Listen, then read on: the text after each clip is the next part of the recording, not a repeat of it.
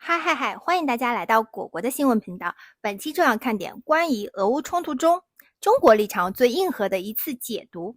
高志凯教授首次透露，中国正在走一条比选边站更艰难的路，阻止核战争，拯救全人类。更劲爆的是，他还曝光了一个连北约成员国都抢着加入的新组织，正在悄悄挑战美元霸权。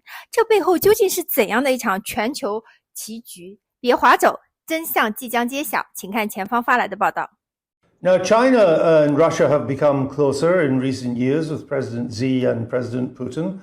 But how much is China really supporting Russia in Ukraine? For example, is China sending weapons? China is always very much balanced. From day one, China has been calling for ceasefire. And China has worked with both Russia and Ukraine. And China has appointed a special envoy, making the road to different capital cities, talking about the Chinese version of the peace plan. I think China I understand that, but just to clarify, China is not sending weapons for Russia to use in Ukraine. Absolutely not. Do you approve, or does China approve of North Korean troops being deployed in Ukraine? The Russian government has said that whatever that's happening between DPRK and Russia is within the international law framework. So let's wait and see to see what exactly will happen. Why has China not recognized Russia's annexation of Crimea? China's position is very clear. China fully respects Ukraine as a member of the United Nations, and China believes the United Nations Charter fully applies to Ukraine. Therefore, China has never taken any step at all, in whatever shape or form, to recognize the loss of Ukraine or the eastern four provinces of Ukraine to Russia. Meaning, China is not taking a view to support Russia's annexation, if you use that word, of any territory of Ukraine by Russia. That means China is really taking the right side. China does not take a view on the annexation. China does not support the annexation, and China does not provide weapons to either Ukraine or Russia. And China is calling for peaceful means to solve this war. China, I think, would like President Putin to stop threatening to use nuclear weapons, wouldn't it? Absolutely. China has talked to Russia again and again about the futility of using the nuclear weapon and about the absolute need not to use the nuclear weapon. But China cannot dictate anything to Russia. Of course. And Russia, as a sovereign country, will decide by itself as to what it needs to do to defend its sovereignty and territorial integrity. From the Chinese perspective, you cannot use the nuclear bomb. If you drop one nuclear bomb, it will trigger a chain effect. Eventually, all the bombs will be used, and the world we understand will be destroyed, and mankind either will be destroyed in the nuclear attacks or will perish in the subsequent nuclear winter. Therefore, we call on Russia not to use the bomb, but we also call on Russia and Ukraine to use whatever means they can find to enter into negotiation to end the war.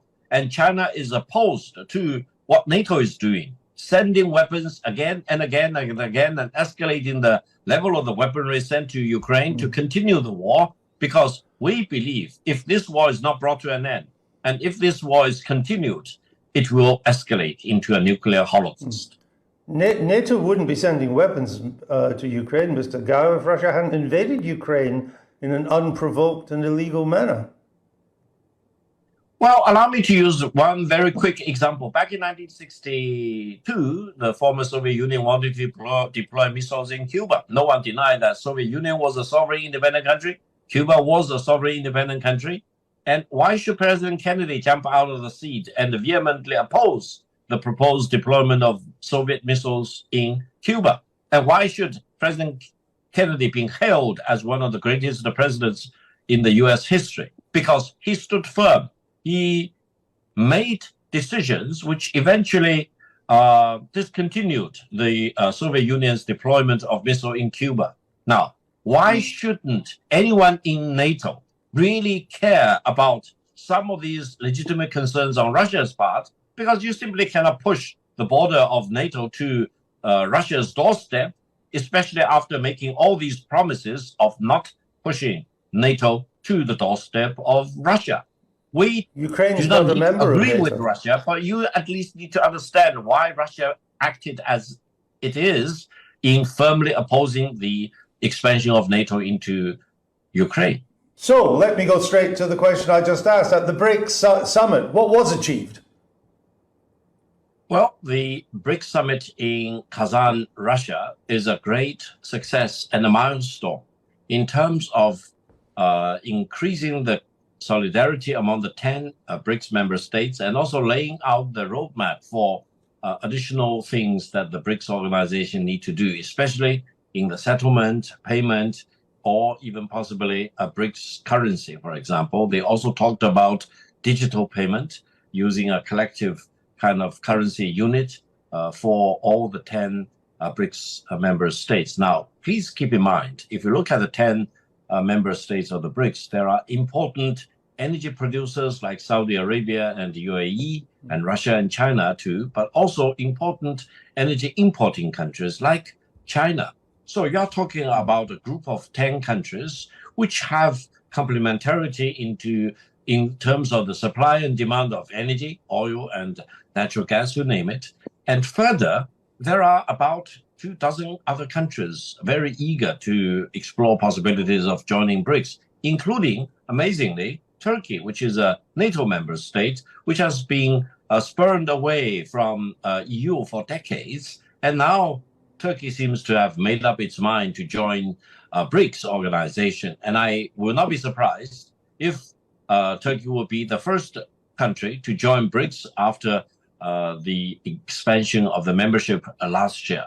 Now, what does Would it this have mean? to leave? Would it have to leave NATO to join BRICS? I don't think so. I think BRICS itself is not a defense organization or military organization. It is not committed to Cold War, for example. It is open-minded and is focused on economic development, integration, for example, connectivity.